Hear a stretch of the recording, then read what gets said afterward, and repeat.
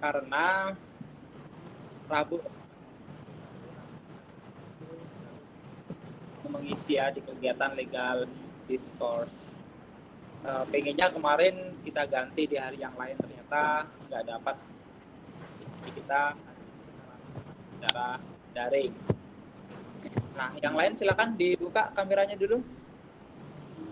Ayo kameranya rek. Walah iya. Rembes podo ae. Kalau habis Jumatan Apa sih? Gak poso ngomong ae. Apa presentasi lah po? Tak poso ngomong ae. Sing ngono wae gak poso ngono. Etok. Kene Uwin nek.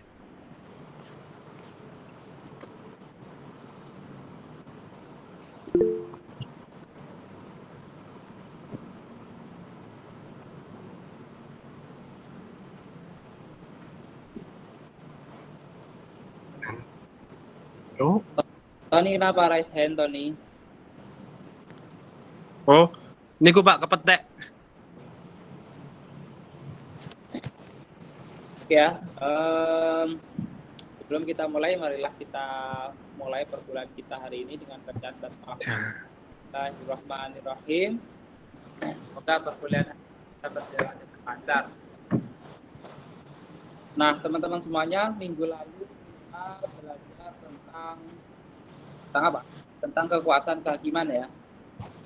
Di minggu lalu kita sudah belajar tentang kekuasaan kehakiman, yaitu kekuasaan tiba di bawah mahkamah agung. Ada peradilan agama, peradilan umum, peradilan militer, dan peradilan tata usaha negara. Ataupun kemarin kita juga sudah kekuasaan peradilan yang lain yang adalah Mahkamah Konstitusi. Sebelumnya kita sudah belajar mengenai asas pidana. Nah, kemarin rencana saya hari ini coba kita review ya. Maaf Pak, suaranya hilang-hilangan. Tuh, iya ta? Halo? Iya Pak, agak hilang-hilang dikit. Iya Pak. Hilang-hilangan Pak. Angel wes, itu sinyal gue. Hilang lagi Pak barusan Pak. Aku sing paketan nih kadang.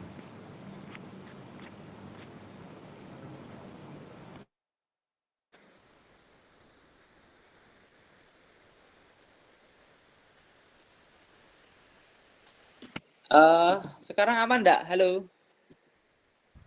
Aman. Lumayan Pak. aman Pak. Lumayan. Sementara aman. Oke ya, semoga aman ya. Karena perasaan sudah tethering ya. Dan sinyalnya penuh sih tulisannya. Oke ya, kita lanjut aja untuk materi hari ini terkait dengan penangkapan, penahanan, penggeledahan, dan lain-lain ya. Yang presentasi siapa hari ini? Saya Pak, Raffi Afila. Oke, Raffi. Kemudian siapa lagi? Saya Pak. Saya. Lagi Pak. Saya Aki. Sama Ayu. Sama Bila. Oke, silakan dibuka siapa seperti biasa ya, presentasinya. Silakan siapa yang menjadi mimpin. Kayak kemarin ya, teknis presentasinya tidak tapi dalam maps itu Hilang Pak suaranya. Hilang lagi loh Pak. Oke, silakan, Itu, Pak. saya persilakan. Itu mic-nya itu Pak, bukan jaringannya Pak. Mic-nya jauh gitu loh Pak. Wis. Baik, Oke, sudah Pak, bisa dimulai. Oke, bisa. Ya Pak, mohon izin. Baik teman-teman, saya dari presenter keempat, saya sendiri. Perkenalkan, nama saya Muhammad Raffi Afila dan teman saya Bayati Masan. Ya, dan teman saya lagi namanya Bila Azaria.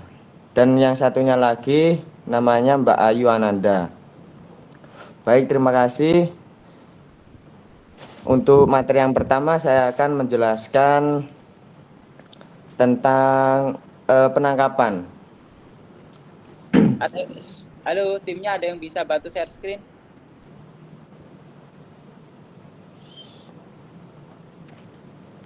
Ada yang bisa bantu, teman-teman? Iya, saya bisa.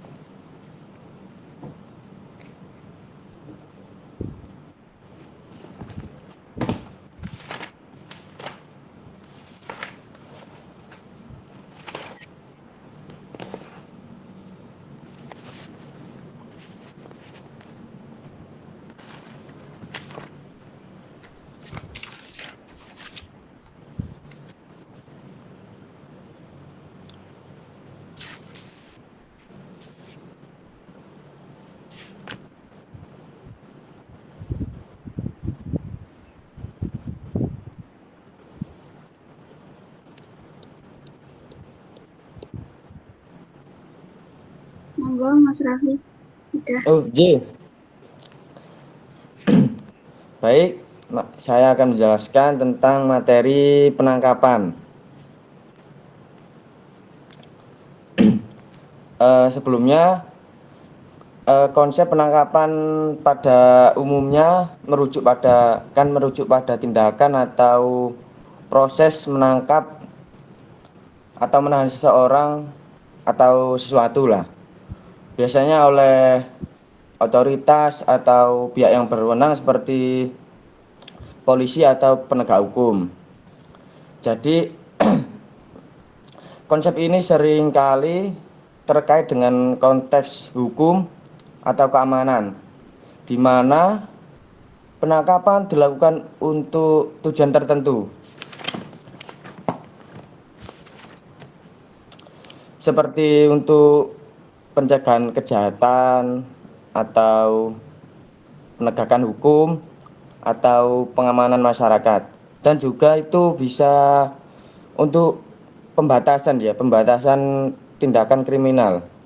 Kan contohnya gini, kalau kita tidak ada pihak yang berwenang atau pihak hukum, polisi, kan kita bisa seenaknya melakukan tindakan kriminal seakan-akan tidak ada yang mengawasi kita. Jadi itu juga bisa menjadi pembatas untuk kita agar bisa tetap aman, tentram, damai, dan bahagia. Ya, sedangkan menurut pasal 1 ayat 17 KUHP, penangkapan adalah penahanan seseorang untuk diserahkan kepada pejabat yang berwenang atau untuk diadili karena diduga atau dinyatakan melakukan suatu tindak pidana. Nah, jadi dalam pasal ini penangkapan didefinisikan sebagai penahanan seseorang dengan tujuan untuk diserahkan kepada pejabat yang berwenang yang tadi penegak hukum atau polisi, yaitu untuk diadili karena diduga atau dinyatakan melakukan suatu tindak pidana.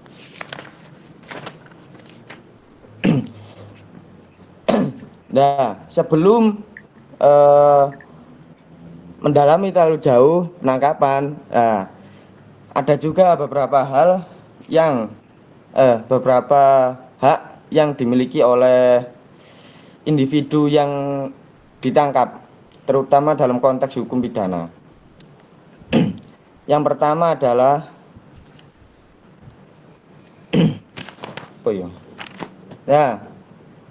hak untuk diberitahu mengenai alasan penangkapan. Jadi harus diberitahu dia itu ditangkap karena apa. Nah, tiba-tiba ditangkap kan ya konyol, nggak tahu sebabnya.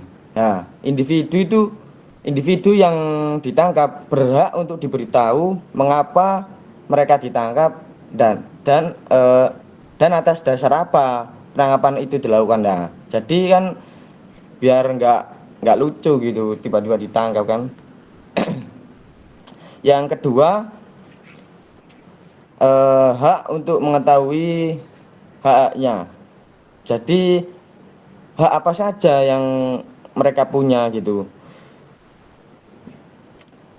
Kan kalau nggak diberitahu kan ya kasihan. Ya, mereka itu harus memiliki ya tentunya memiliki hak untuk diberitahu tentang hak mereka selama penangkapan, termasuk hak untuk diam, hak mendapat bantuan hukum, dan hak untuk berkomunikasi dengan anggota keluarga atau orang-orang yang dia percaya. Yaitu yang kedua. Yang ketiga, hak atas perlakuan yang layak. Ya. Hak atas perlakuan yang layak ini seperti individu yang ditangkap berhak untuk diperlakukan dengan hormat. Jadi gak sampai naik dewi rek diperlakukan kaya apa ae. Jadi tetap ada aturannya, tetap ada ada batasannya. Jadi harus diperlakukan dengan hormat dan tanpa diskriminasi.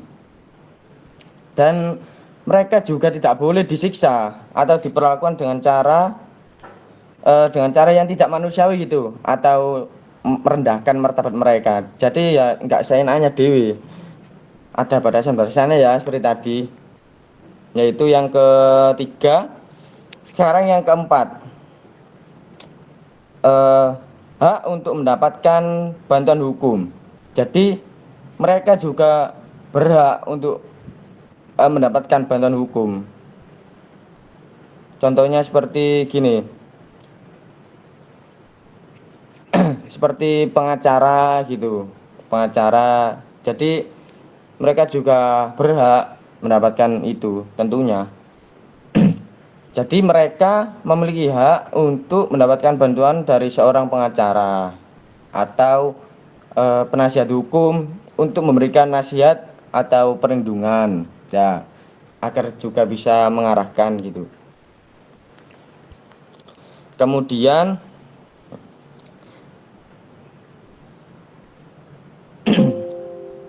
kalau secara umum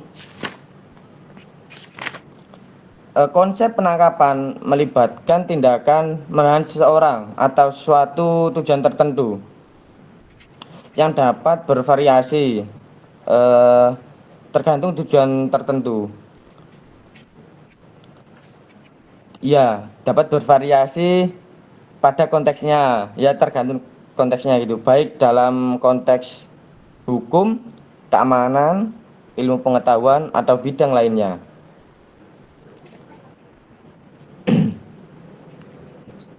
Selanjutnya, ya kalau tentang penangkapan sekiranya sudah jelas lah, kayaknya sudah paham. Gimana teman-teman, sudah paham apa belum?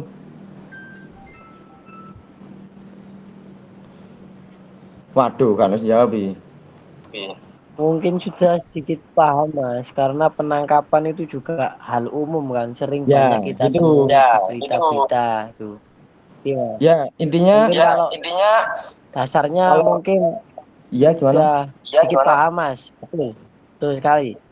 Ya, Sedikit yang paham. terpenting itu ingat, kalau penangkapan itu yang ditangkap itu sudah harus juga memiliki hak individu tadi yo. Itu yang terpenting, jangan seenaknya sendiri. Kalau menangkap kan ya biasanya kan menangkap seenaknya, tidak tahu dasarnya gitu. Terus bisa dihakimi sendiri sama polisinya kan juga ada. ya itu juga nggak sedikit, banyak. Ya sekiranya dalam konteks penangkapan sekiranya saya sudah cukup jelas. Barangkali ada yang menambahkan atau bertanya, silakan, nanti ada sesinya sendiri. Silakan materi selanjutnya.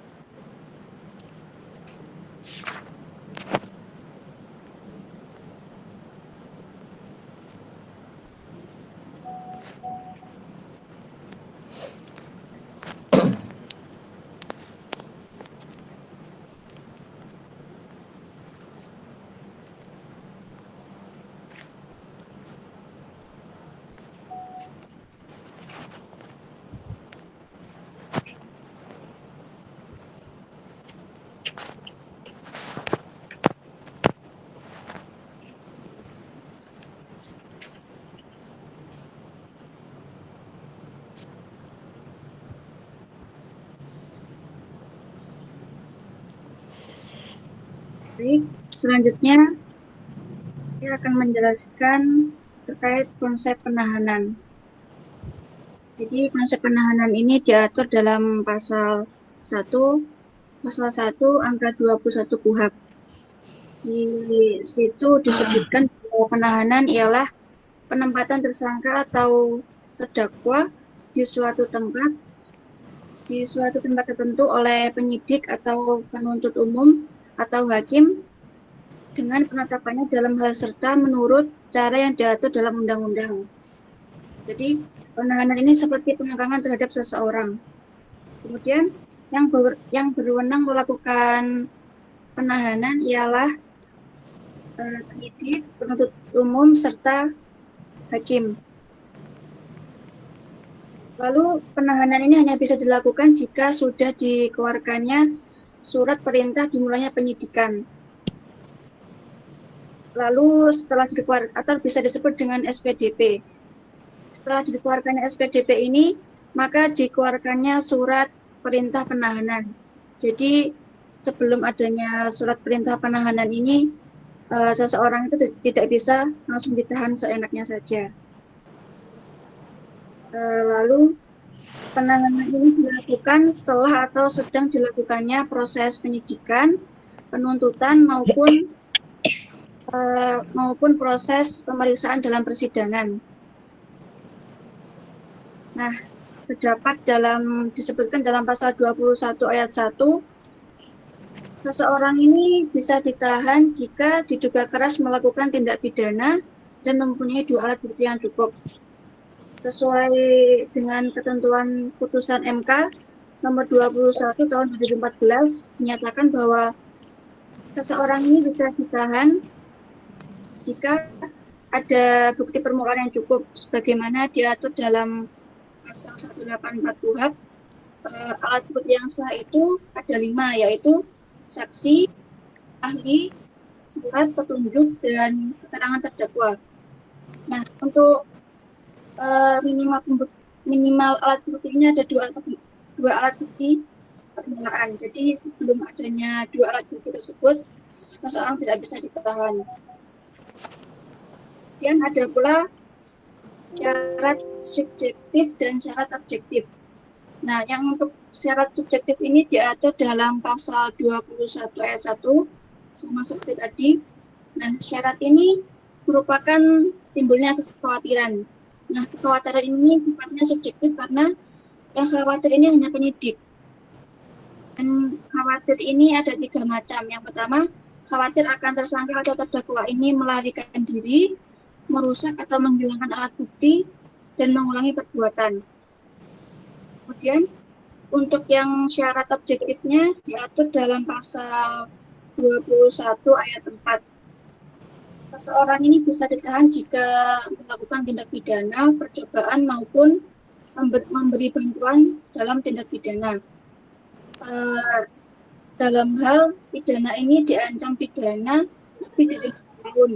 Nah, kalau terdakwa ini diancam di atas 5 tahun, berarti dia bisa ditahan. Namun kalau ancaman pidananya di bawah 5 tahun tidak bisa ditahan. Namun dalam ayat yang B ini dikhususkan, jadi ada beberapa tindak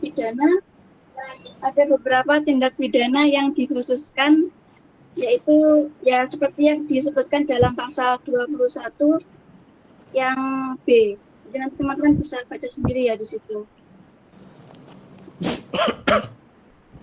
Kemudian ada jenis-jenis penahanan. Jenis penahanan ini diatur dalam pasal 22 ayat 1. Ada 3 jenis penahanan. Yang pertama, penahanan rumah tahanan negara atau rutan. Yang kedua, penahanan rumah. Dan yang ketiga, penahanan kota. Yang pertama, penahanan rumah tahanan negara. Penahanan ini tempatnya disediakan oleh negara dengan tujuan untuk menempatkan seseorang yang diduga melakukan tindak pidana. Kemudian yang untuk penahanan rumah, penahanan ini dilakukan di kediaman tersangka atau terdakwa dengan dilakukannya pengawasan di sekitar rumahnya. Kemudian untuk yang ketiga, penahanan kota. Penahanan kota ini dilaksanakan di kediaman tempat tinggal di kota tempat tinggal tersangka atau terdakwa dengan cara si tersangka ini berkewajiban untuk melaporkan dirinya pada waktu yang telah ditentukan.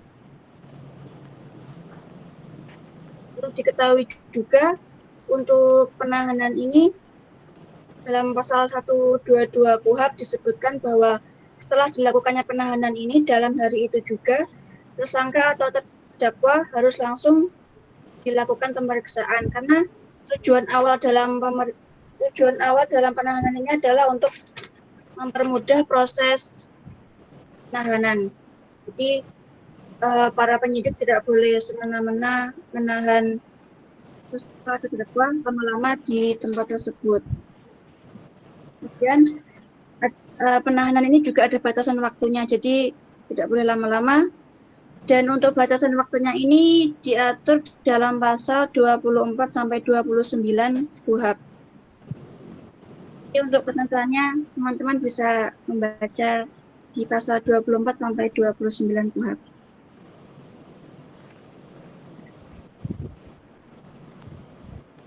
Mungkin cukup sekian untuk penjelasan tentang konsep penahanan. Selanjutnya akan dilanjutkan presenter yang lain.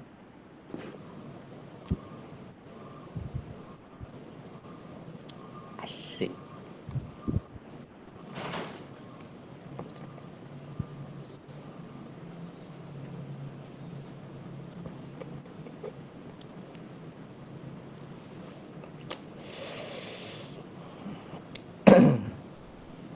Berikutnya siapa?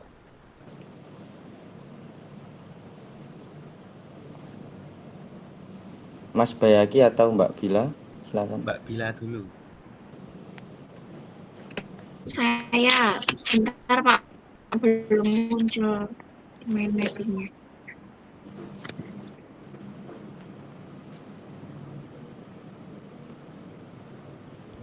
Oke, di sini saya akan menjelaskan mengenai penggeledahan ini. Penyelidikan merupakan tahap awal dari penyidikan. Penyelidikan bukan tindakan yang berdiri sendiri, yang terpisah dari fungsi penyidikan. Jadi penggeledahan merupakan tindakan penyidik yang dibenarkan undang untuk memasuki dan melakukan pemeriksaan di kediaman seseorang, atau juga bisa melakukan pemeriksaan terhadap badan atau pakaian seseorang. Dalam KUHP, penggeledahan terbagi menjadi dua, yaitu penggeledahan rumah dan penggeledahan badan.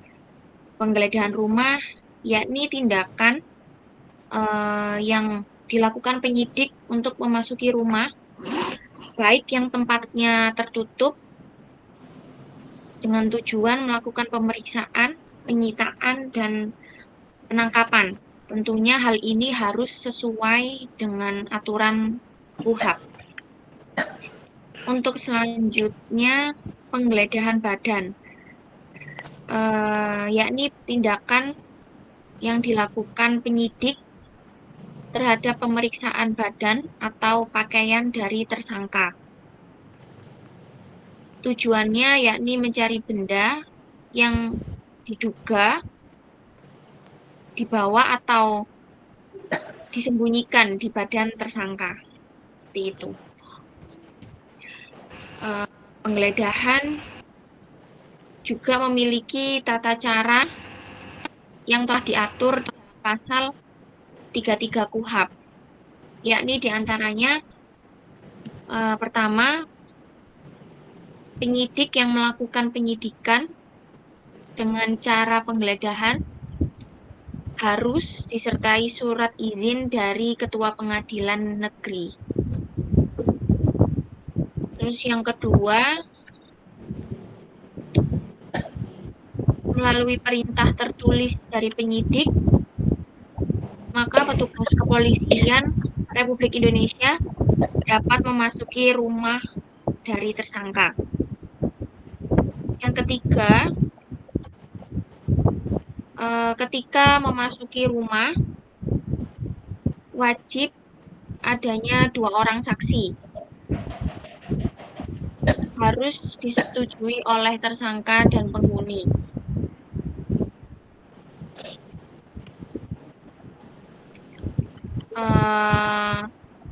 Apabila ketika memasuki rumah, harus disaksikan oleh kepala desa atau ketua lingkungan, dan wajib 2 orang saksi,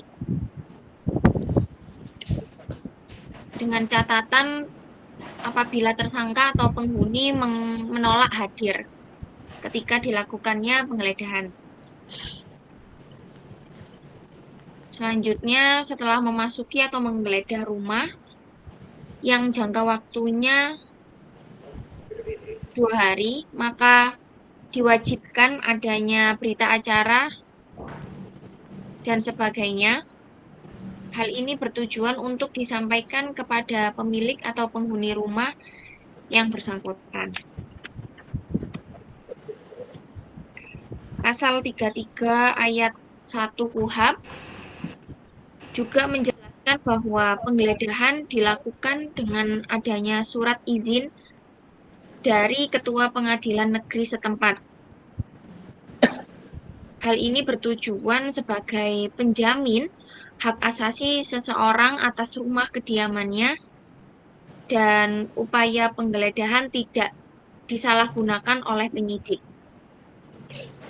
Namun akan tetapi, penggeledahan juga dapat dilakukan secara mendesak dan sembunyi.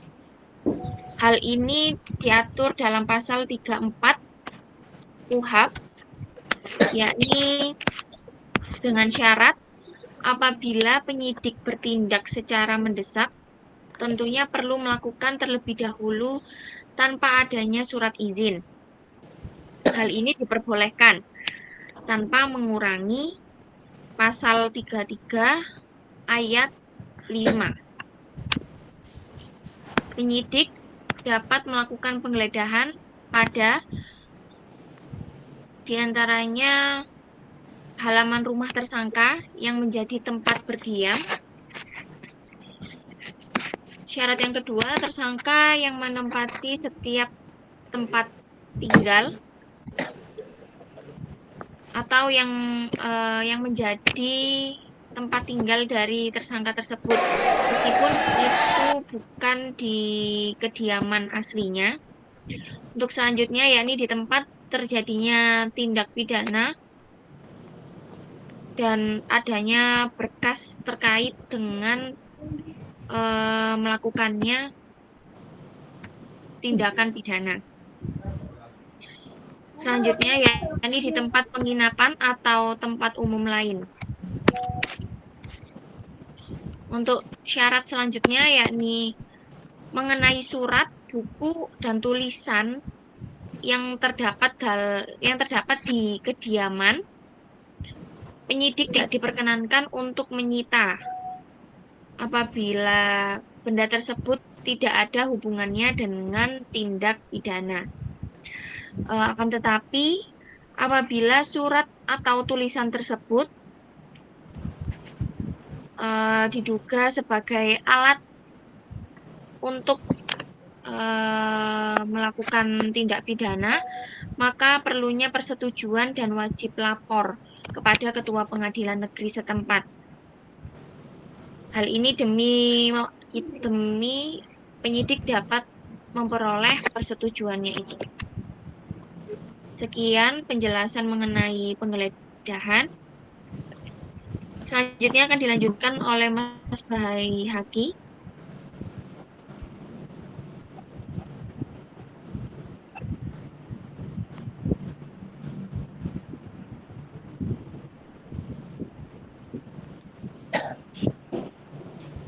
Mbak Ayu bisa minta tolong minatnya.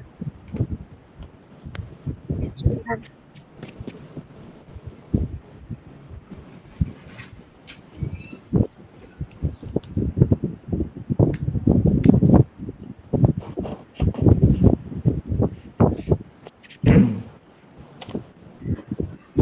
Oke, sebelum saya mau menjelaskan di sini, saya mau ngasih gambaran kecil gimana sih alur di dunia penegak hukum ataupun instansi polisi ya. Kayak yang pertama itu alurnya ada penangkapan. Nah, benar apa yang sudah dikatakan sama Mas Raffi tadi itu, di awal-awal dari penegak hukum pasti ada yang namanya penangkapan. Setelah penangkapan pasti si tersangka tadi itu langsung ditahan. Setelah ditahan, entah di hari H si tersangka ditangkap ataupun setelah hari penangkapan pasti rumah, anggap saja rumah pasti akan digeledah dengan instansi polisi tadi. Nah, setelah adanya penggeledahan pasti adanya pencarian barang bukti. Nah, itu bisa disebut dengan penyitaan. Secara garis kesimpulan sudah saya tulis di minlab saya apa itu penyitaan. Namun saat ini saya akan menjelaskan sedikit apa yang saya pelajari tentang penyitaan. Sesuai dengan pasal 1 ayat 16 KUHP mengatakan bahwa penyitaan itu serangkaian tindakan penyidik untuk mengambil alih dan atau menyimpan di bawah penguasaannya benda bergerak atau tidak bergerak, berwujud atau tidak berwujud, untuk kepentingan pembuktian dalam penyidikan, penuntutan, dan peradilan. Dalam pelaksanaan penyitaan yang dilakukan guna kepentingan acara pidana atau atau tindak pidana yang telah dilakukan oleh tersangka. Nah, dengan cara-cara yang telah digunakan oleh undang-undang, yaitu adanya suatu pembatasan dalam penyitaan, antara lain harus adanya izin Ketua Pengadilan Negeri setempat atau atau kayak yang sudah dijelaskan sama Mbak Bila tadi tentang prosedurnya. Sebenarnya penyitaan itu nggak jauh beda sama penggeledahan. Jadi penyitaan itu juga merupakan wewenang daripada penyidik sebagai rangkaian pengumpulan alat bukti dan membuat terang suatu pidana. Dalam artian membuat terang itu kan tersangka gak bakal melakukan kesalahan kalau nggak adanya alasan. Nah, alasan itu tadi ya barang bukti, entah barang bukti hidup atau barang bukti tidak hidup. Terus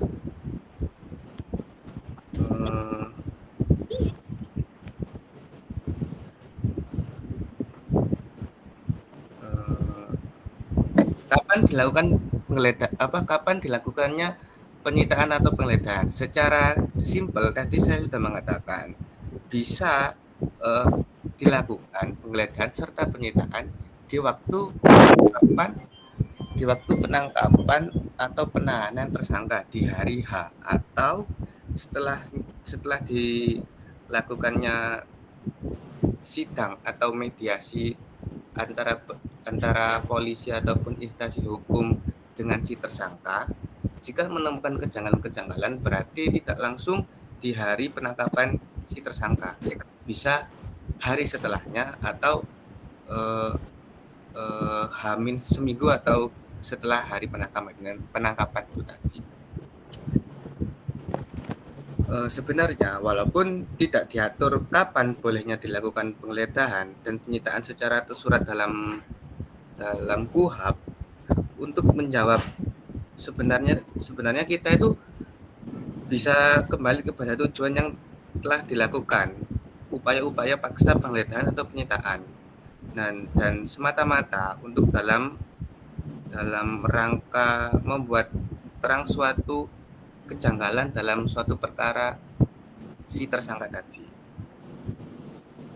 Jadi sehingga dengan bukti pemulaan yang cukup, penyidik dapat menentukan sikap yang gimana sih tersangka itu yang tepat untuk mempertanggungjawabkan perbuatan yang telah dilakukan oleh tersangka. Mungkin secara garis besarnya yang bisa saya sampaikan seperti itu. Saya kembalikan kepada moderator Mas Raffi Afila. Terima kasih. Baik Mas, terima kasih. Sekarang sesi diskusi. Barangkali ada yang menambahkan, boleh menambahkan. Jangan lupa tulis nama, NIM, sebutkan. Yang mau menambahkan, mau bertanya silakan.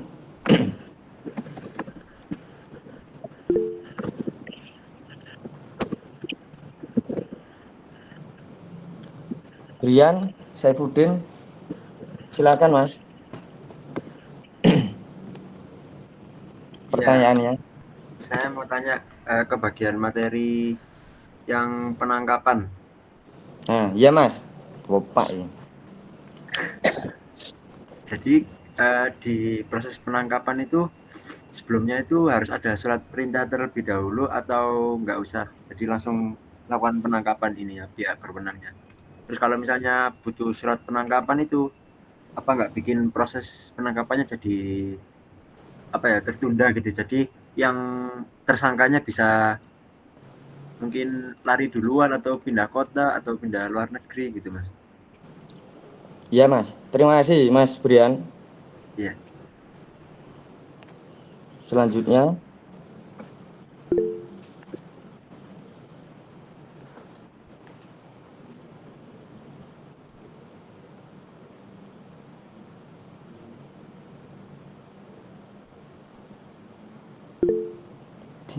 Anissa, silakan Mbak Anissa.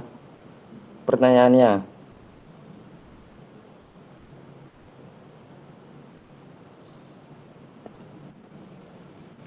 Baik, saya Anissa Listia, NIM 007. Ya. Penangkapan lagi ya, Mas. Ya. Bagaimana pendapat Anda soal banyaknya kasus salah tangkap di Indonesia? Dan juga secara umumnya waktu penangkapan itu si korban sudah jujur kalau bukan dia pelakunya, tapi masih dipaksa ngaku. Nah, itu bagaimana prosedural penangkapan kok bisa sampai ada kasus sekian? Bukankah sebelum penangkapan harus ada check and recheck terlebih dahulu? Terima kasih. Ya Mbak, terima kasih Mbak Anissa, Caca, terima kasih. Selanjutnya teman-teman, yang menambahkan juga boleh loh. Barangkali tadi malam ada yang belajar lebih dan mungkin dari presenter kami kurang tepat penyampaiannya atau masih kurang, silakan, nggak apa-apa. Sebutkan nama, NIM, silakan. Barangkali ada yang belajar tadi malam.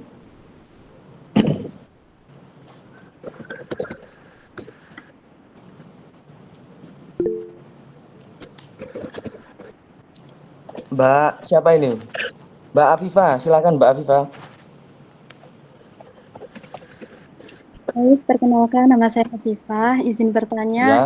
Kan di Indonesia sendiri kan masih dapat dilihat kalau masih ada penyalahgunaan kewenangan dalam proses penangkapan, penahanan, penggeledahan dan penyitaan itu sendiri. Dan hal itu membuat terciptanya penegakan hukum yang tidak adil. Lalu apa solusi yang untuk mengatasi penyalahgunaan kewenangan tersebut? Ya Mbak, terima kasih. Sama-sama.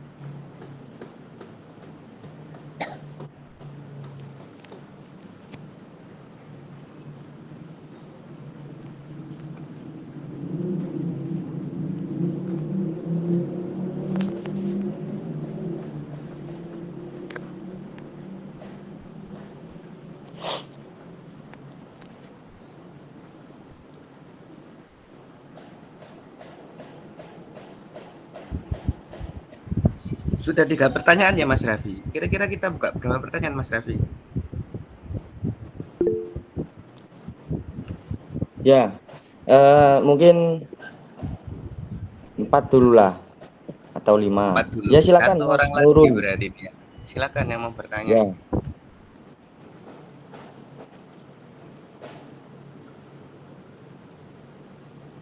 Oke, saya izin bertanya, Mas Moderator. Ya, silakan. Jika semisal suatu kejadian pembunuhan tindak pidana, tapi tidak ditemukan secara terbunuh dan ada Kok Mohon patah-patah maaf Mas Mas, ya? suaranya kok patah-patah itu Mas. Iya. Oh, kirain saya doang. Ya, kurang jelas Mas. apakah sudah jelas? Ya, sudah. Silakan. Saya ingin kasih analogi dulu.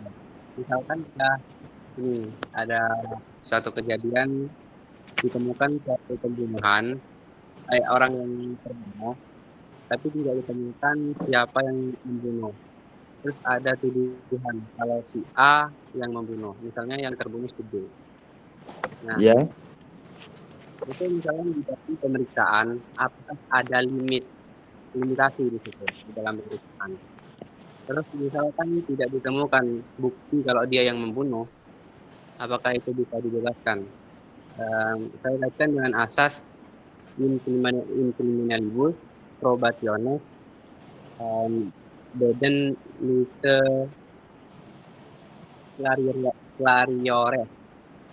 Kalau bukti di dalam Arifin, hukum pidana daripada suaramu nggak jelas, Arifin. Arifin suaranya nggak jelas, putus-putus. Iya, halo. Arifin kadang tinggi, kadang turun, kadang patah-patah itu suaranya. Oh gitu ya. Maaf. Iya, iya Kak Din. Dari mana tadi yang putus? Di depan Dari Mas. awal.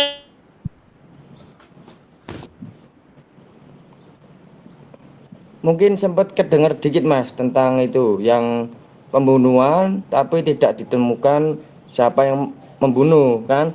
Terus ada kayak tersangkanya gitu. Kira-kira gitu. Terus selanjutnya Oh, patah-patah. Ya. dalam proses pemeriksaan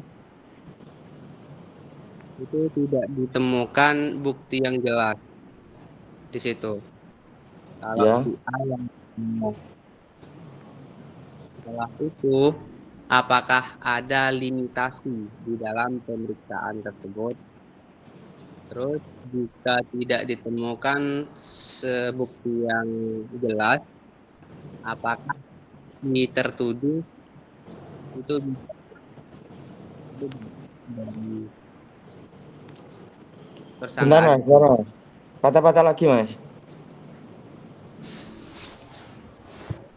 jika tidak ditemukan bukti yang jelas. Ya. Mas Arifin, gini aja, ngetik aja Mas Arifin di kolom chat. Mas Arifin ngetik aja di kolom chat ya. Ya, itu lebih baik.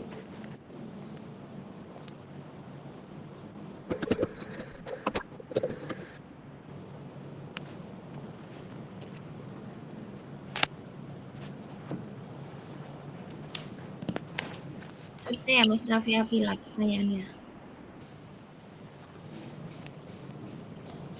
Sudah berapa ini tadi? 4 ya? Ya kurang lebih kan Iya, sudah 4. orangnya 4 ya, biar kita diskusi terlebih dahulu. Bentar aja. Nanti saya akan menjawab pertanyaan kalian. Oke? Mohon waktunya sebentar ya. Ditunggu sambil belajar juga bisa.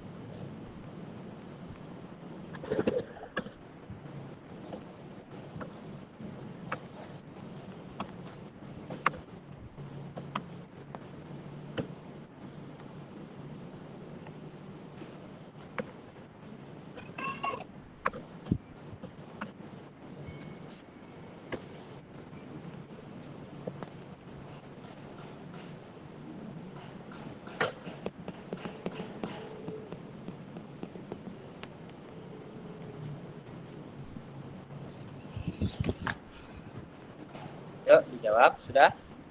J. Ya, Pak, sudah. Saya akan menjawab pertanyaan dari Mbak Afifa yang tadi pertanyaannya solusi mengatasi penyalahgunaan dalam proses penangkapan, penahanan, penggeledahan, dan penyitaan. Betul, Mbak Afifa? Iya, Mbak. Iya, Mbak.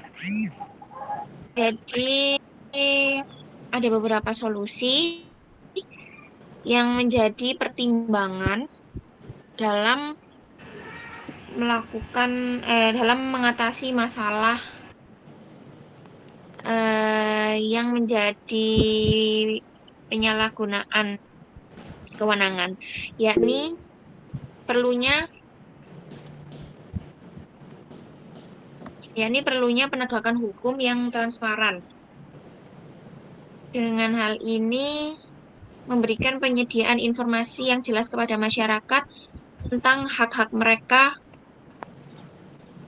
selama proses hukum. Selanjutnya, perlunya pengawasan independen sebagai bentuk lembaga pengawasan bertugas untuk mengawasi dan menegakkan akuntabilitas dalam penegakan hukum. Selanjutnya, yakni perlunya perbaikan sistem hukum sebagai memperkuat kerangka hukum yang melindungi hak asasi manusia dan mencegah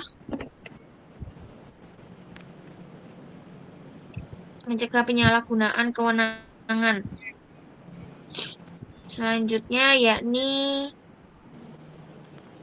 pendidikan masyarakat, yakni meningkatkan kesadaran masyarakat mengenai hak mereka dalam proses hukum serta memberikan informasi tentang cara melaporkan penyalahgunaan kewenangan.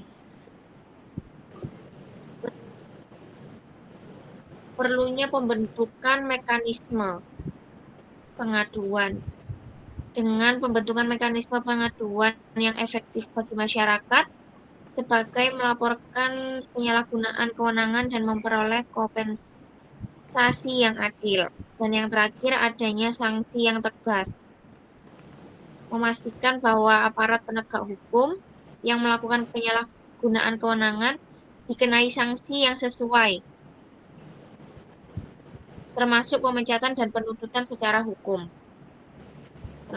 Kurang lebih seperti itu, Mbak Afifa. Ini Mbak, baik, terima kasih. Sama-sama.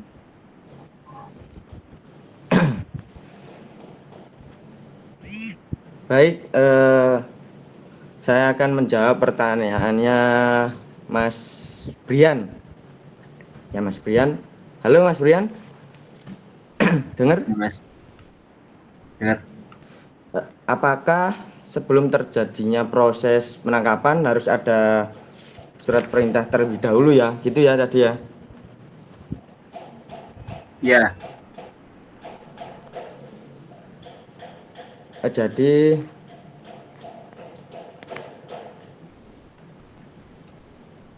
di dalam menurut hukum di Indonesia atau dalam hukum di Indonesia ini terdapat beberapa situasi di mana penangkapan tanpa surat perintah dapat dilakukan.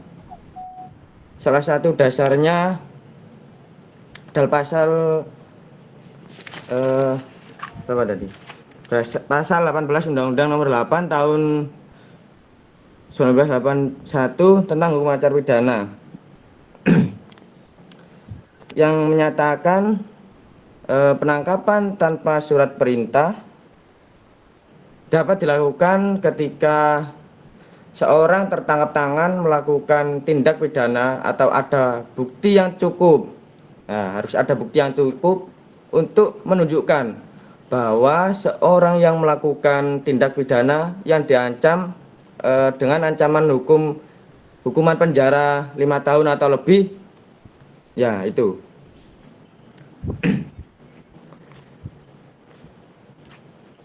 Jadi Mas, tentunya yang pertama kan harus kalau normalnya kan harus ada surat perintah ya. Tapi kalau ada kayak maling gitu kan, kalau nunggu surat perintah kan selak kabur Mas. Kayak yang Masnya tadi bicara. Ya, kalau ada bukti yang cukup kan nanti setelah ditangkap juga akan diperiksa lagi Mas. Dan orang-orang kalau lihat maling gitu kan, contohnya neriakin maling kan nggak mungkin bijuk. Kalau bijuk kan ya parah sih. Ya kena sendiri gitu, kena sendiri pada orangnya, pencemaran nama baik. Ya kalau situasi tertentu ya pasti itu Mas, ada diperbolehkan gitu dalam situasi tertentu. Kalau nunggu surat kan ya lama nanti. Dan penyidik berwenang menangkap seorang yang disangka telah melakukan tindak pidana apabila tersangka sedang atau dalam keadaan terpegok maupun melakukan tindak pidana. Terus tersangka ditangkap, ditemukan barang bukti atau petunjuk yang cukup. Bukti atau petunjuk yang cukup menimbulkan sangkaan bahwa yang bersangkutan adalah melakukan tindak pidana. Jadi harus ini Mas, digarisbawahi ya, harus ada bukti yang cukup atau terpergok gitu. Jadi biar nggak salah tangkap nanti. Udah ditangkap ternyata bukan itu, malingnya malah kabur. Gitu Mas kurang lebih. Gimana Mas Brian? Ya, sudah cukup Mas, lumayan paham jawabannya. Ya, gitu.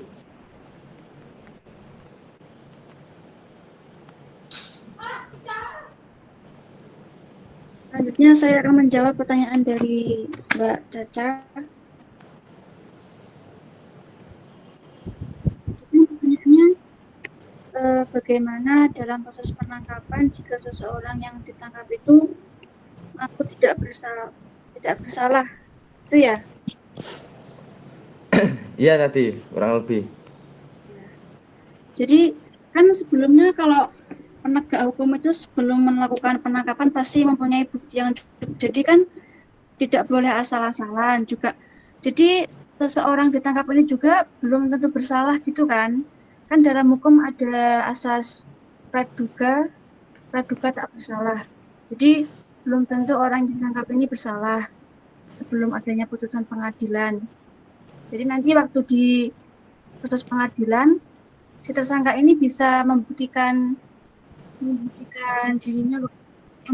kepada penegak hukum bahwa dirinya tidak bersalah. Jadi kalau emang dia nggak bersalah, dia harus bisa membuktikan dengan bukti-bukti yang kuat.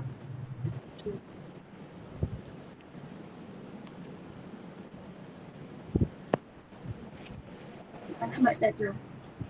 Gimana Mbak Anissa Sulistia, Mbak Caca?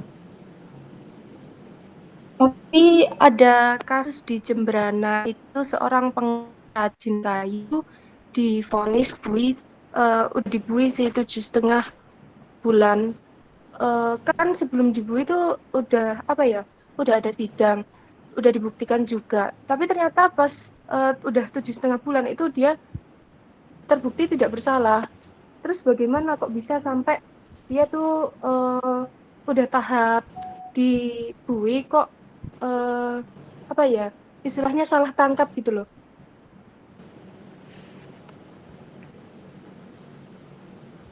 Mungkin dari situ sebelum kan waktu dia sudah di penjara mungkin buktinya salah gitu ya, terus muncul lagi bukti baru bahwa dia tidak bersalah. Jadi munculnya bukti baru, makanya dia dinyatakan tidak bersalah.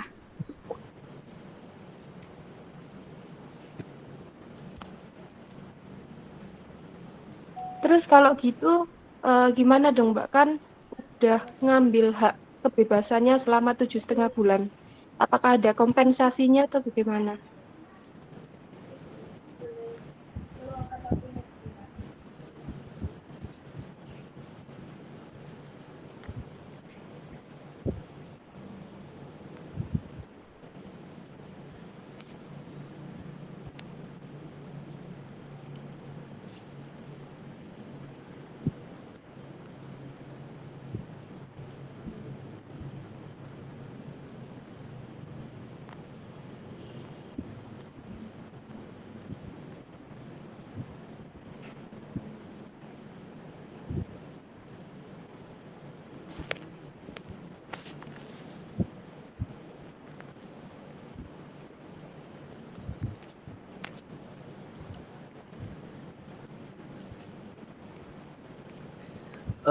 Gini Mbak Caca, mau membantu dari rekan kami Mbak Ayu.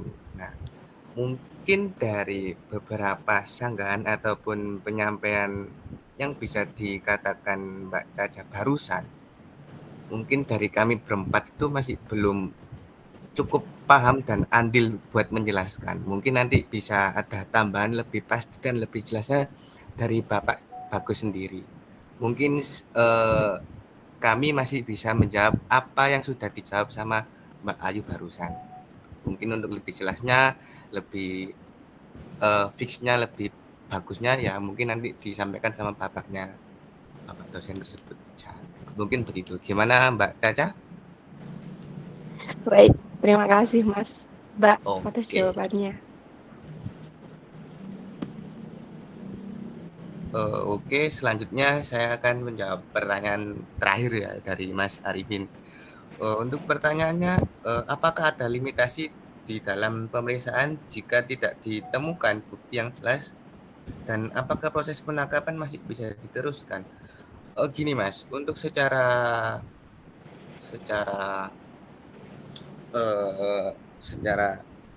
pengetahuan saya, kasus pembunuhan yang tidak ditemukan pelaku pembunuhan dan proses pemeriksaannya itu tidak ditemukan bukti sama sekali yang jelas. Itu ibaratnya kan kayak kasus yang misterius. Emang ada kasus yang seperti itu tadi di luaran sana, tapi secara gamblangnya kan itu emang kasus yang misterius toh Mas. Nah, entah sektor polisi, terus tim forensik ataupun tim penegak hukum yang bakal turun tangan, itu pasti mengulik semua temuan yang di tahap kasasi kalau nggak salah, dan mencoba untuk memecahkan kasus dengan sedemikian rupa dengan banyaknya kajian, terus banyaknya diskusi dari banyak kubu. Terus namun kasus pembunuhan yang belum terpecahkan dapat menjadi misteri yang tetap terbuka sampai sekarang, seperti kayak kasusnya Dijebur Diarsi kalau nggak salah. Terus ada kasusnya Marsina, terus ada kasusnya Jack the Ripper. Dan kalau kasus yang gampang, tapi kan pembunuhan itu loh, yang kayak kemarin kopi sianida itu loh, kan masih belum tahu itu siapa pelaku sebenarnya. Ya mungkin yang bisa saya sampaikan seperti itu Mas. Gimana Mas Arifin? Di situ. Oh iya Mas, nggak denger Mas. Bisa diungkap terus kalau misalnya kasusnya belum selesai gitu. Halo. Ya halo, gimana? Jadi tidak ada limitasi ya di situ. Bisa diungkap terus, bisa diungkit terus kalau misalnya kasusnya belum selesai. Untuk limitasi pastinya saya sendiri belum tahu. Mungkin kalau secara logika antara 5 sampai 10 tahun atau sampai pihak yang dirugikan mengatakan mungkin cukup kasusnya ditutup. Jadi kayak case close gitu Mas. Tergantung dari pihak yang dirugikan. Kalau menurut logika saya. Gak tahu kalau emang kepastiannya mungkin Bapak Bagus bisa menambahkan. Mungkin seperti itu dulu Mas dari kami. Bagaimana Mas? Baik. Terima kasih. Oke, Ya. saya kembalikan ke Mas moderator. Ya Pak, kurang lebih presentasi kami dari presenter keempat seperti itu. Barangkali dari teman-teman juga atau dari Bapaknya barangkali ada salah kata atau salah tutur kata, kurang sopan, kurang mengenakan di hati. Saya terima kasih sebelumnya dan mohon maaf sebesar-besarnya. Terima kasih. Wassalamualaikum warahmatullahi wabarakatuh. Saya kembalikan ke Bapak Bagus. Oke. Suara saya putus-putus enggak? Boten Pak, aman. Yuk. Semoga nggak putus-putus ya.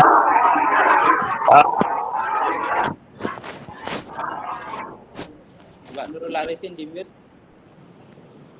Oh iya Pak, maaf Pak. Oke ya teman-teman yang lain.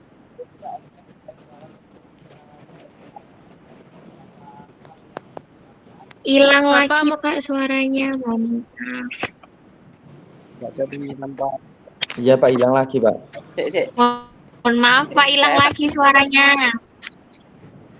Tunggu ya, tunggu. Iya. Iya Pak. Teman-teman ini kok nggak ada yang on cam ini ya? Ayo, on cam wih. Waduh, jadi akal rek on cam wih. Kini yuk durung adus. Itu ada yang makan kurma itu tadi Mas Raffi. Siapa? Waduh.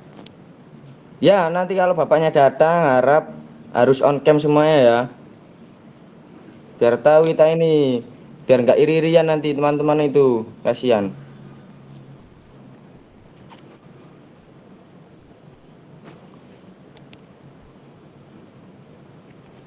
Saya tak pindah tethering pakai yang lain coba. Ji Bapak.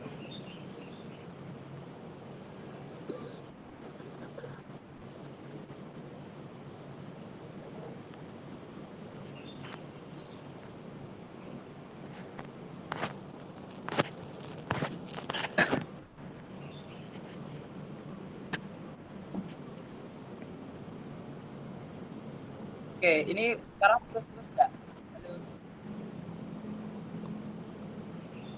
Halo Pak. Sementara ini enggak Pak. Tapi suaranya kayak jauh. Enggak ya.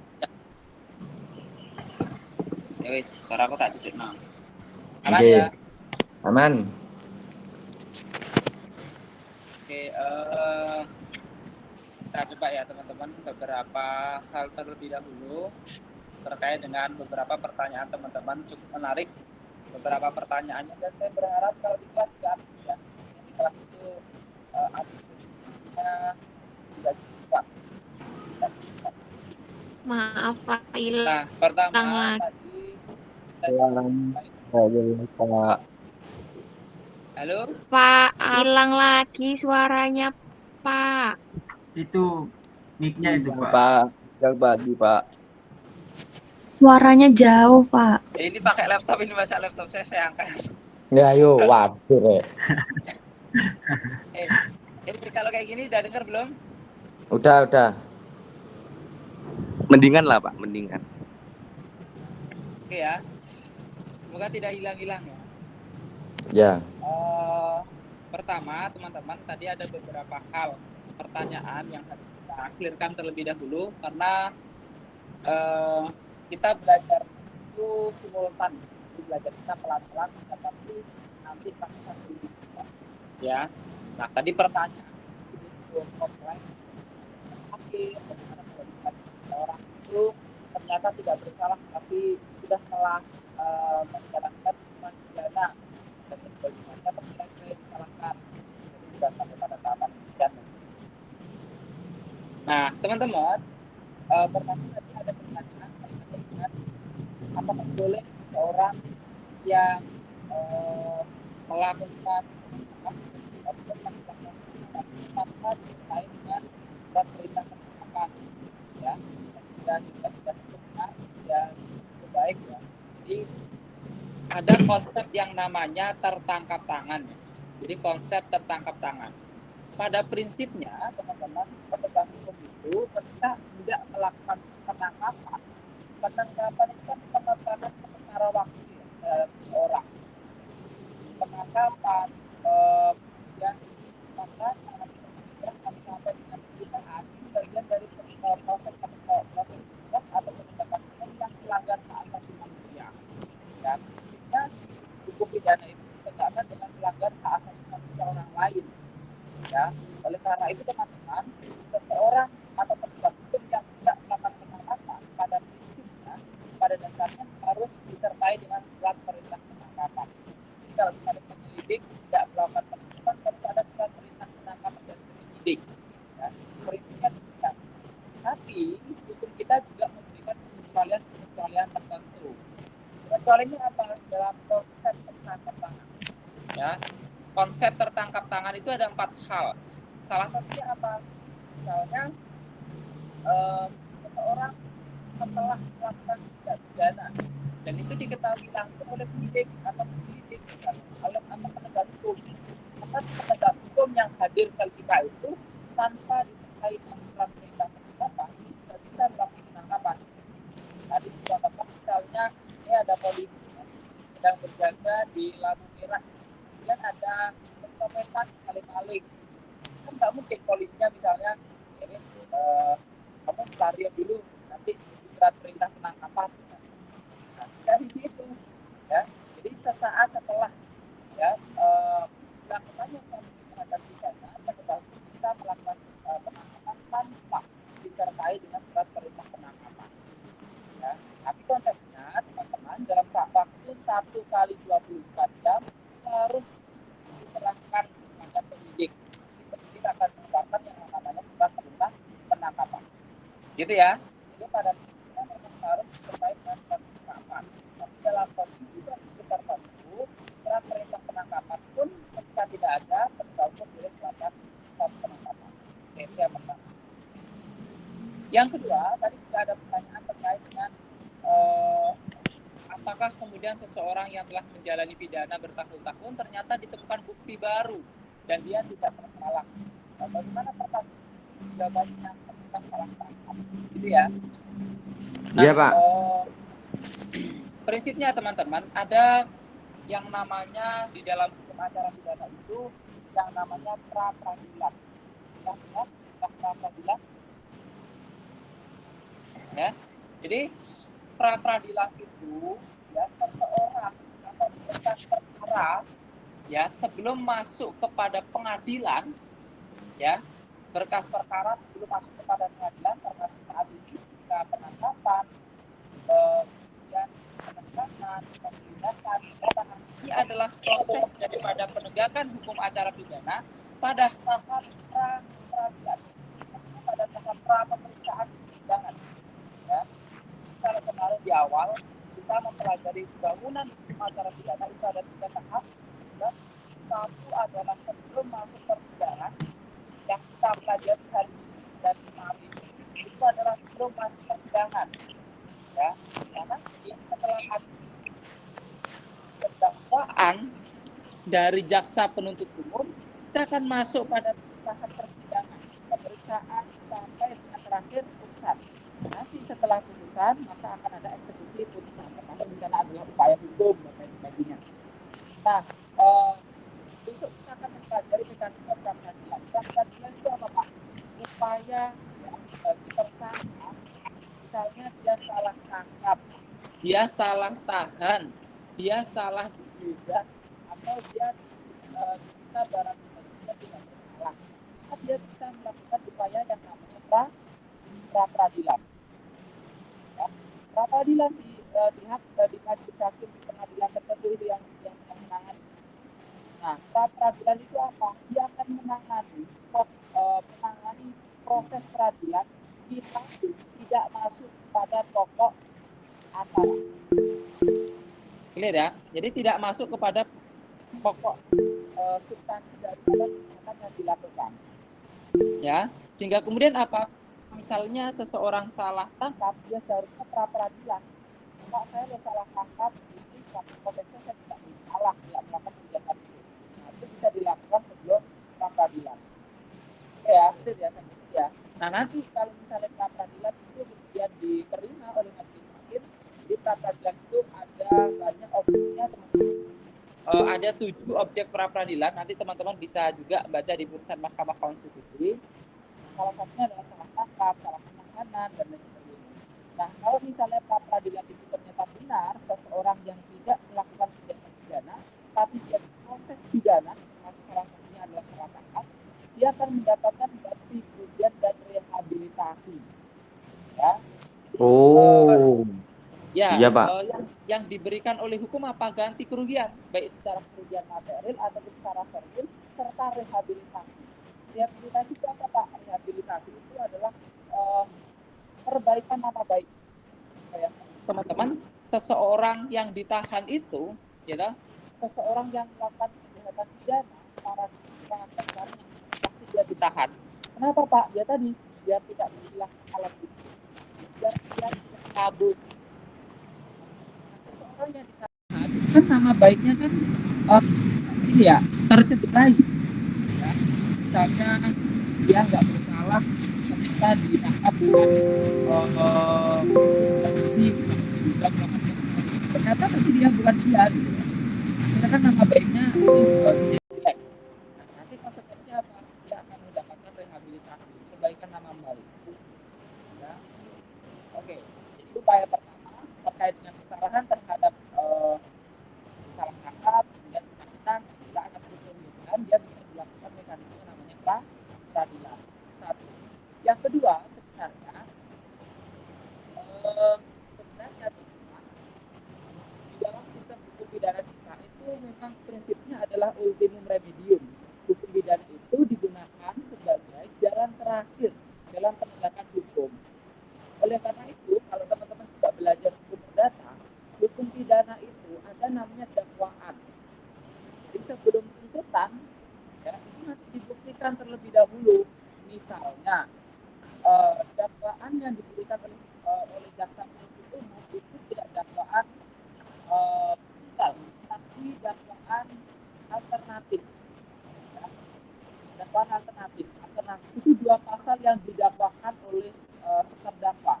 Misalnya terdakwa oleh masyarakat dianggap telah melakukan kejahatan pencurian, misalnya loh ya.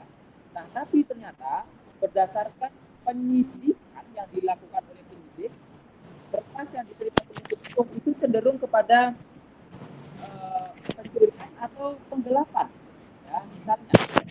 Ya. Nah, nanti dibuktikan terlebih dahulu di persidangan. Nah, kita dibuktikan di persidangan, akan terlihat sebenarnya kejahatannya itu bagian dari pencurian atau penggelapan.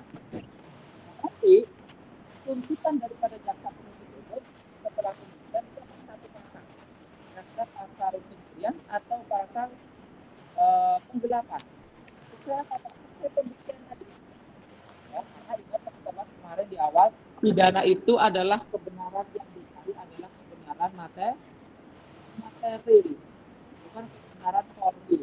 Kebenaran yang sebenar-benarnya, bukan kebenaran di atas kertas. Dan kemudian prinsip-prinsip kehati-hatian itu penting. Ya. Nah, makanya di dalam hukum acara pidana itu pembuktian diletakkan di awal. Jadi dibuktikan dulu di sidang para saksi, para ahli, surat. Yang penting memenuhi satu alat bukti, bukan alat bukti. Jadi alat bukti minimal 2. Nah, itu pertama. Yang kedua, itu yang kedua. Yang ketiga, masih ada tahap lagi. Apa? Tahap upaya hukum. Ya. Jadi kalau misalnya ternyata dibuktikan dan itu terbukti di persidangan dia bersalah, masih merasa tidak bersalah, itu bisa dilakukan upaya hukum. Ya, kemarin kalau kita belajar kekuasaan Mahkamah Agung itu kekuasaan kehakimannya berjenjang. Ada pengadilan negeri tinggi, ada sampai dengan Mahkamah Agung. Ya. Jadi kalau misalnya pada putusan pengadilan tingkat 1 atau pengadilan negeri misalnya para pihak, misalnya tersangka atau terdakwa dan terpidana itu merasa tidak bersalah, dia bisa melakukan upaya hukum. Pacekal malik. Ya. Oke, coba di mute. Ya. Jadi bisa melakukan upaya hukum namanya banding. Oke. Gitu ya teman-teman ya. Jadi prinsipnya ya jangan sampai salah tangkap. Salah tangkap nanti ada upaya pra-peradilan dan lain sebagainya. Kalau misalnya benar kasus yang disampaikan oleh teman kalian tadi, misalnya di Jemberana ternyata sudah dibui selama 7 bulan ditemukan alat bukti baru. Nah, prinsipnya teman-teman sebenarnya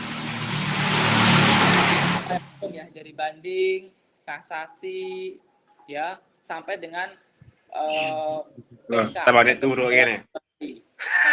Itu syaratnya adalah ditemukannya alat bukti baru. Tapi ingat penegakan hukum itu tidak akan adil manakala tidak ada kepastian hukum. Ya, tidak ada kepastian hukum itu tidak akan adil. Maka dari proses persidangan itu harus dibuktikan Ya, tidak boleh misalnya alat bukti baru muncul setelah putusan itu final and binding. Ya, final and binding dan lain sebagainya. Gitu ya. Oke. Oke, pertanyaan yang lain tadi apa?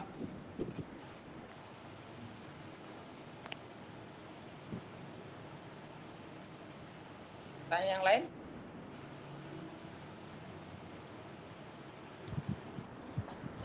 Yang limitasi tadi, Bapak. Limitasi yang apabila kasus pembunuhan si pelaku pembunuhnya belum ditemukan sama barang bukti yang belum ditemukan, Pak. Iya, oke. Ya, jadi limitasi itu saya juga sampaikan dua hal ya. Yang pertama teman-teman, dalam penegakan hukum itu memang ada limitasi. Limitasi apa jangka waktu, ya. Prosesnya apa jangka waktu penahanan dan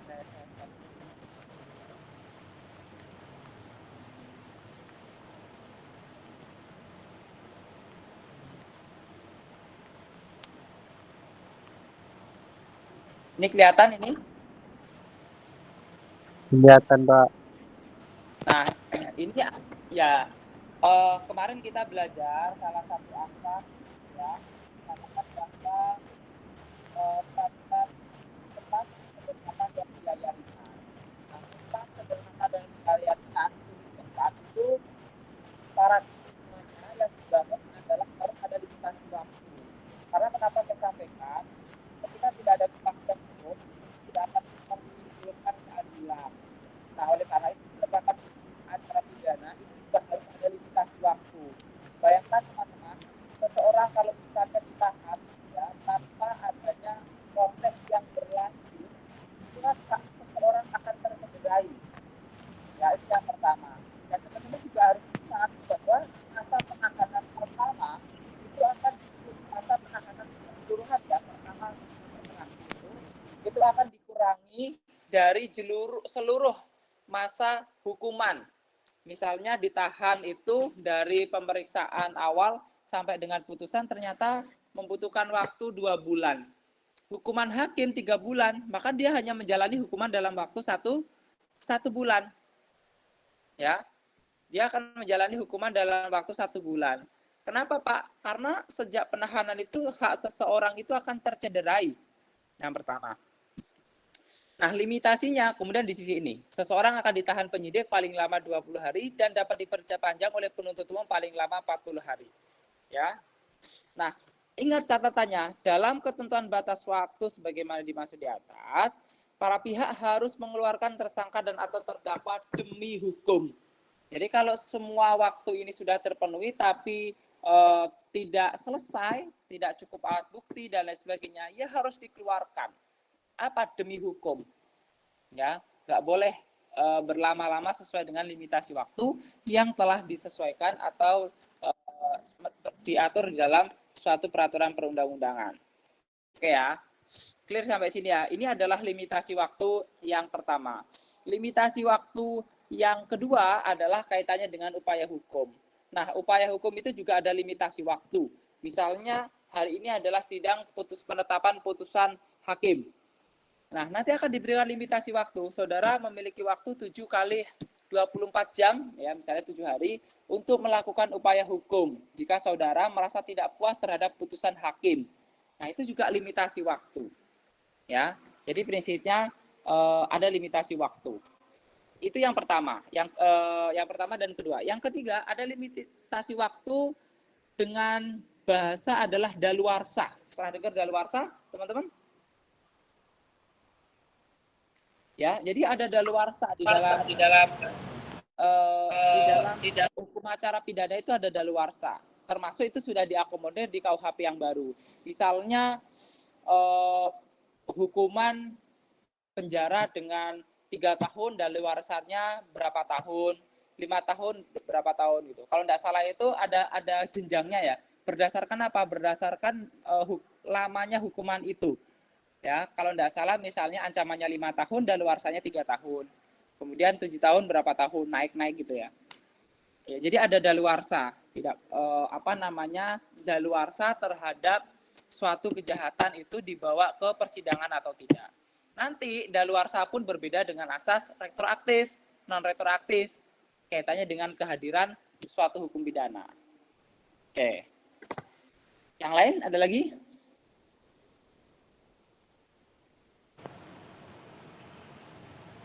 Kurang lebih sampun, Pak. Wow, Pak. Oke ya, saya kira cukup ya teman-teman. Nanti beberapa materi akan saya review di kelas ya. Nggih, Pak. Pelakar. Teman-teman ini yang tidak hadir siapa?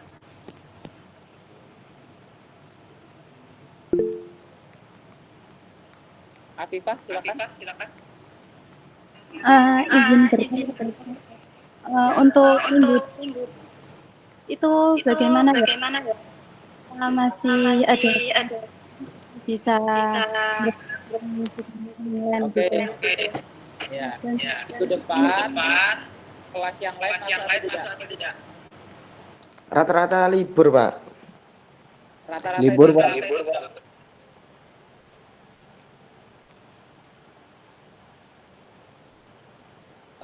Halo. Halo. Nanti mungkin penugasan aja lah ya. Gimana, Pak? Nanti mungkin penugasan aja ya. Iya, Pak. Oke, jadi minggu depan kita sepakati, kita tidak ke kampus, ya, kita tidak bertatap muka secara langsung, juga tidak online. Nanti mungkin penugasan. Baik, Pak. Tapi waktu kita cukup mepet ya, teman-teman. Jadi teman-teman silakan sambil dikerjakan ya beberapa maps, mungkin satu pertemuan bisa 2 kelompok. Jadi main mapsnya kan sudah ada kan materinya setiap minggu, silakan dikerjakan. Ini Nurul Arifin iki apa sih? Bapak sama izin bertanya, untuk UTS-nya bagaimana ya, Pak? UTS hukum acara pidana itu di kelas saja. Ya. Nanti UTS-nya di kelas saja biar saya menikmati. Siap, Pak. Gitu ya, UTS-nya di kelas mungkin ini kita kan hari Rabu ya. Saya hari Kamis malam itu ke Jakarta di tanggal 18. Berarti tanggal 17 ya. 17 masuk ya berarti ya. Tanggal 17 nanti kita UTS. Oke ya? Iya, Pak. Baik, Pak. Terima kasih ya teman-teman. Selamat berlibur, selamat ibadah puasa dan selamat lebaran nanti ya. Siap, Pak. Terima kasih juga, Pak ya. Maaf lahir batin. Oke. Assalamualaikum warahmatullahi wabarakatuh.